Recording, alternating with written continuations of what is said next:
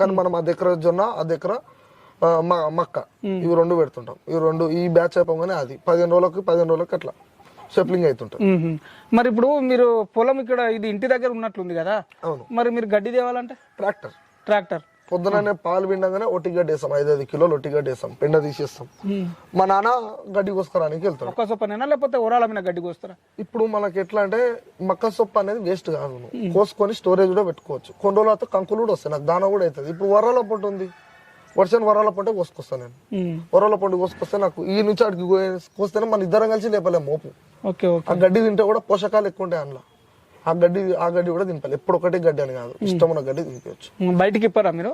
బయటకి ఎప్పుడు రేర్ ఎప్పుడు ఒకసారి, వారంకి ఒకసారి అదే తిరగాల కాబట్టి అంతే. అది కూడా తీసుకుపోయి గుంట్లోకి తీసుకుపోయి ఈత కొట్టుకొని వస్తాం. అదే వాటికి కూడా ఫ్రీ ఉండడానికి అంతే మాత్రం. ఓకే, మరి మీకు ఈ మేత కూడా 2 times ఇస్తారా మీరు? మన సిస్టమ్ ఎట్లుంటది అంటే 5:30 వరకు పాలు అయిపోతుంది, 6 గంటల వరకు పెండ తీసేస్తాం.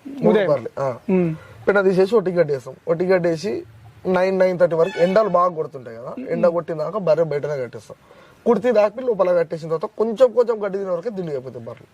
మళ్ళీ 3 గంటలకు నీళ్ళు దాపి మామూలు వాటర్ దాపి బయట కట్టేసుకుంటాం. షెడ్లకి వెళ్ళి బయట కట్టేసుకొని గడ్డి వేస్తాం. ఆ గడ్డి అయిపోగానే పాలు వింటాం.